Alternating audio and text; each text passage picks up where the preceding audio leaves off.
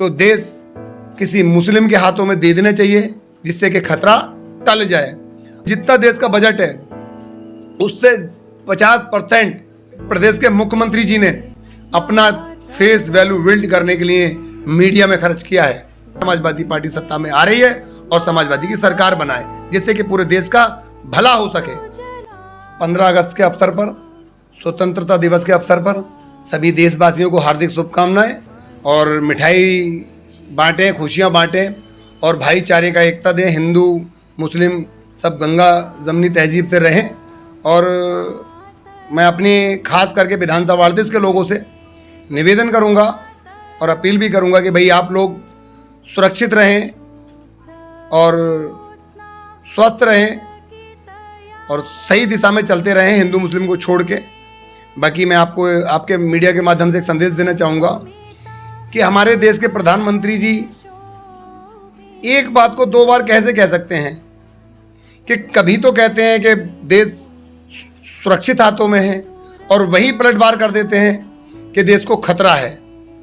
जब देश सुरक्षित हाथों में है तो देश को खतरा कहाँ से हो गया, और जब खतरा है तो सुरक्षित हाथों में कहाँ से हो गया। मैं अपने सरकार के लोगों को कहना चाहूँगा कि आपको लगता है कि देश खतरे में है, तो अगर इस स्थिति में खतरा है तो देश किसी मुस्लिम के हाथों में दे देना चाहिए, जिससे कि खतरा टल जाए। और खतरा ऐसे टल जाएगा कि जब आप मुस्लिम के हाथों में दे देंगे तो देश को खतरा खत्म हो जाएगा। क्यों कि जो आज देश है 99% लॉबी जो हमारे देश की है, सत्ता पक्ष सरकार सब हिंदू हैं, चाहे वो देश के राष्ट्रपति हों, प्रथम नागरिक माने जाते हैं, चाहे वो प्रधानमंत्री जी हों, उनके बाद रक्षा मंत्री जी आते हैं, गृह मंत्री जी आते हैं, ये सब लोग तो हिंदू हैं। तो खतरा किससे है, मैं पूछना चाहता हूँ आपके मीडिया के माध्यम से कि जब मुख्यमंत्री, प्रधानमंत्री, राष्ट्रपति, राज्यपाल, रक्षा मंत्री, गृह मंत्री और यहाँ तक कि पूरी जुडिशरी, जिसको कॉलेजियम सिस्टम से भर्ती होते हैं ये सब लोग कॉलेजियम सिस्टम भर्ती होने के बाद जब भी देश को खतरा है तो फिर ऐसे लोगों को मैं समझता हूँ सत्ता में नहीं बैठना चाहिए। इन लोगों को अपना इस्तीफा दे देना चाहिए और किसी मुस्लिम के हाथ में दे देना चाहिए, जिससे कि वो खतरा टल सके। देखिए, आज की जो सरकारें चल रही हैं, मेरी 38-40 साल की उम्र है, मैंने कभी इतना उत्पात नहीं देखा। मैं अभी विधानसभा चल रही थी तो एक विधायक जी से मिला। विधायक जी ने बताया है कि कम से कम जितना देश का बजट है उससे 50% हमारे प्रदेश के मुख्यमंत्री जी ने अपना फेस वैल्यू बिल्ड करने के लिए मीडिया में खर्च किया है, जो उसका हिसाब नहीं दे पा रहे हैं मुख्यमंत्री जी। हमारे मुख्यमंत्री जी को देखिए, जो एक देश का सूबे का मुख्यमंत्री होता है उसको अपना फेस दिखाने की जरूरत नहीं पड़ती, लेकिन हमारे मुख्यमंत्री जी ने इतना पैसा खर्च किया है अपनी फेस वैल्यू दिखाने के लिए कि जिसका हिसाब विधानसभा में नहीं दे पाए। और देखिए क्या देश चल रहा है, 3 दिन विधानसभा चल रही है, कोई चर्चा नहीं हो रही है, कोई कुछ नहीं हो रहा है।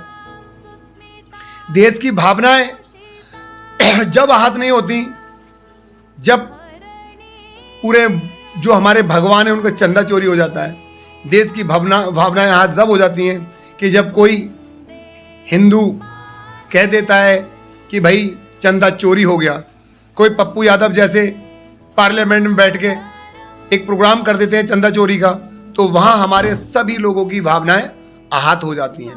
भावनाओं आहत जब नहीं होती जब किसी की बहन बेटी के साथ अत्याचार होता है। भावनाएं आहत जब नहीं होती जब जंतर मंतर पे हमारे युवाओं को, देश के भविष्य को कीले ठोक कर मारा जाता है, डंडों में कीले गाड़ कर मारा जाता है।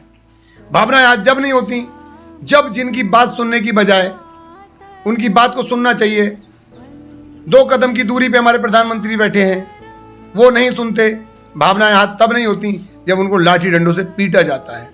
भावनाएं आज जब नहीं होती जब कोई भी एक आदमी अपनी मांगों के लिए धरना देना पड़ता है, मारतोड़ करानी पड़ती है, अपने डंडे खाने पड़ते हैं, तब हमारे देश की भावनाएं आहत नहीं होती। भावनाएं आहत होती हैं तो सिर्फ इसलिए हो जाती हैं कि कोई भी किसी चीज़ को उजागर करता है, तब तो हमारे देश की भावनाएं आहत हो जाती हैं। मैं अपने देश की जनता से कहना चाहूँगा, अपील करूँगा, हाथ जोड़ के निवेदन करूँगा कि आप लोग ऐसे बहकावे में ना आए कि जो लोग पद पे बैठे हुए हैं और वो कहते हैं कि भाई आपके हाथ में ही पूरी ताकत है और आप ही कह रहे हैं देश खतरे में है। तो ऐसे लोगों से पूरी देश की जनता बचे और 27 में समाजवादी पार्टी को सपोर्ट करे। समाजवादी पार्टी सत्ता में आ रही है और समाजवादी की सरकार बनाए, जिससे कि पूरे देश का भला हो सके। धन्यवाद साथियों।